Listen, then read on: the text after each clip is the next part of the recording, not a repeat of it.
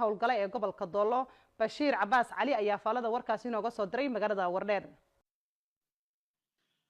gudoomiyaha maxkamadda guud ee shareecada dowladda deegaanka Soomaalida Sheekh Axmed Maxamed Aadan ayaa madasha kulamada xafiiska maxkamadda shareecada gobolka Doolo kulan kula yeeshay garsoorayaasha maxkamadda shareecada ee ka howlgala gobolka iyo degmooyinka. kulankan oo ujeedadiisu daarneyd habka garsoorka iyo garmaqalka kiisaska soo gala maxkamadda shareecada uu shirgudoominayay gudoomiyaha maxkamadda guud ee shareecada ee dowladda deegaanka Soomaalida ayaa kula dardaarmay garsoorayaasha kala duwan ee ka howlgala gobolka iyo degmooyinka inay shaqada ay bulshada u hayaan si xoojiyaan isla markaasina ay ka wacyigeliyaan arrimaha burburka qoyska ku yimaada. ayaa diiradda lagu saari doonaa wacyigelinta arrimaha qoyska iyo saameynta ay dagaalada sokeeye ku leeyihiin jiritaanka iyo xasiloonida. gudoomiyaha maxkamadda guud ee shareecada dowladda deegaanka Soomaalida Sheekh Axmed Maxamed Aadan ayaa warbaahinta uga warbixiyay gabagabadii.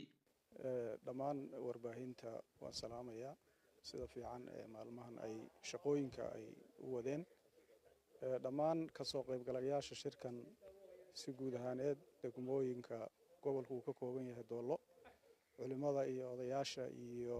dhalinyarada iyo dumarka waan salaamayaa iyagana. annaga socdaalka iyagu wuxuu daaranaa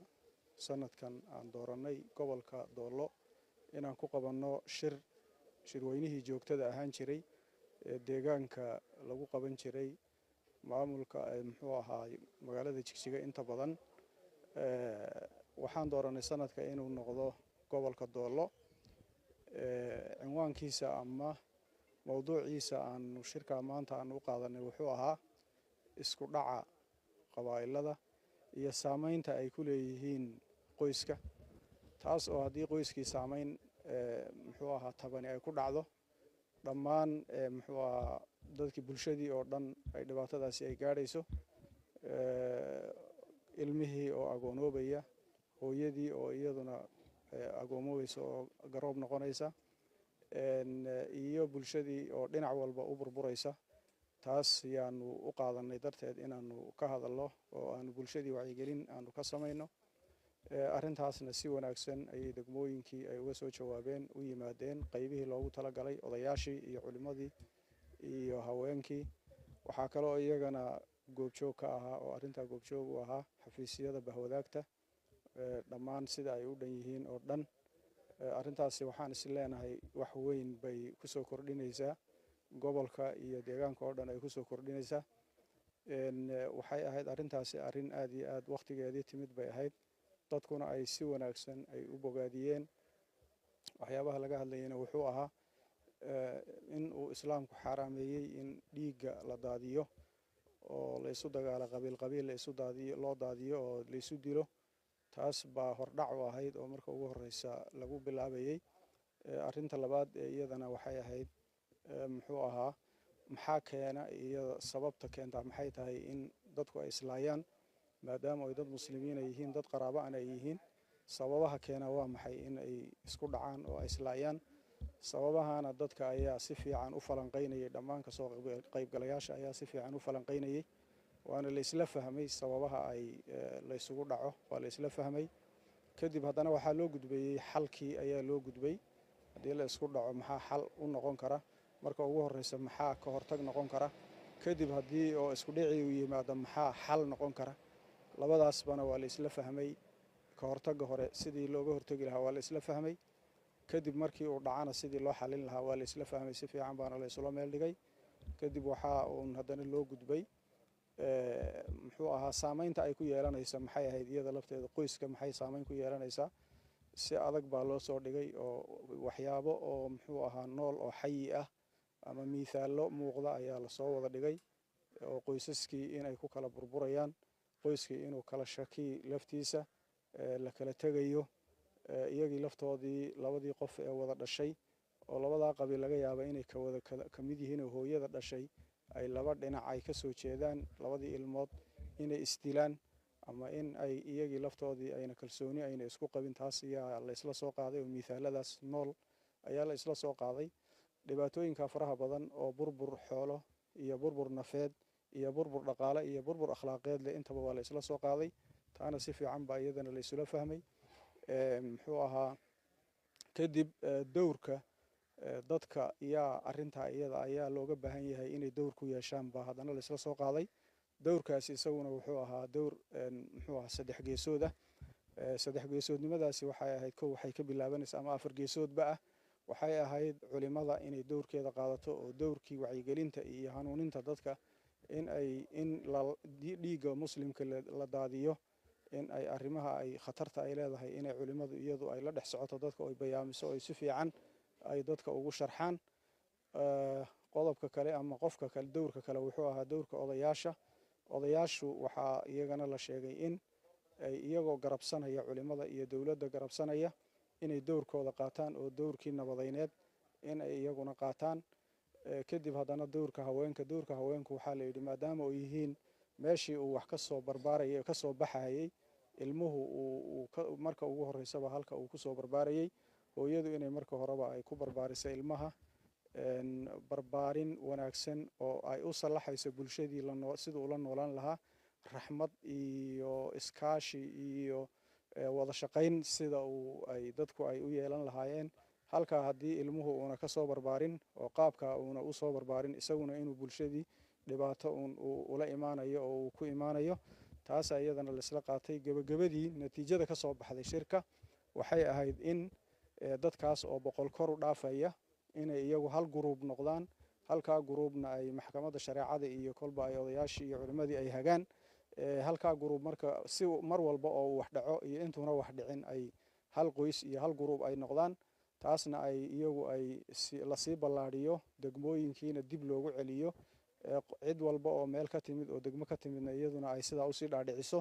taasna ay muxuu ahaa ay dhaqan geliyaan ayaa la isla qaatay aad iyo aad baan isleeyahay arrintani way munaasab bay u ahayd waqtigeediina way timid anigoo uga faa'iideysanaya halkan uga faa'iideysanaya waxaan bulshada dhammaan deegaanka dowlad deegaanka soomaalida aan ugu baaqayaa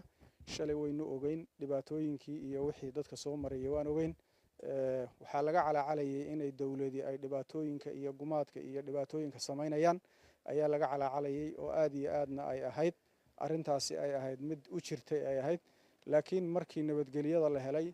oo maamul degan la helay in ay iyagu ay dib ay isugu noqdaan oo iyagu ay iska gooyaan wixii ay ka calaacalayeen iyadu waddadii ay iyagu maraan taasi ceeb bay ku tahay marka maadaama dad muslimiina la yahay soomaali la yahay dad qoysa la wada yahay arrintaasi inay muxuu ahaa ay ka digtoonaadaan walaalnimadooda iyo isdhex socodkooda iyo waxwada qabsigooda iyo iskaashigoodana ay ku dadaalaan taasaan bulshadana aan kula dardaarmaya waxaan u qabanay iyagana shir garsoorkii gobolka oo degmooyinka guddoomiyaashii degmooyinka maxkamadaha shareecada ee gobolka iyo maxkamadda shareecada ee gobolka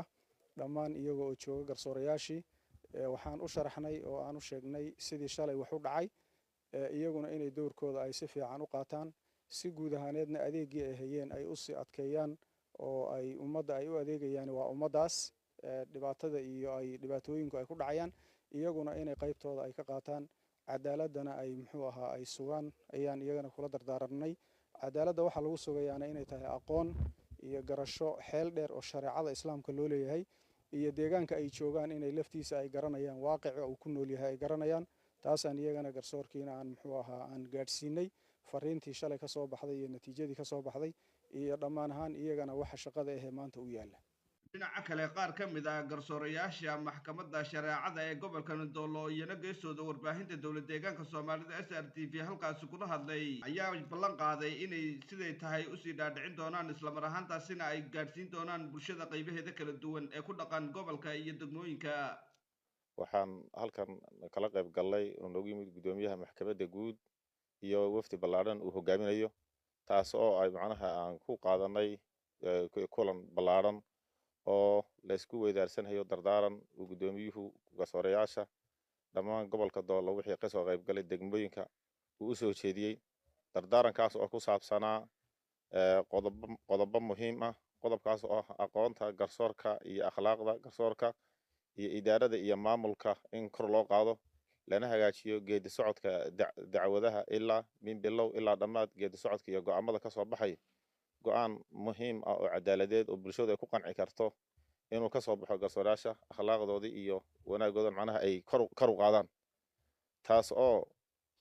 bulshadu ay baahi ballaaran u qabto cadaalad iyo sinaan iyo go'aamo wanaagsan oo sax ah kana qayb qaataan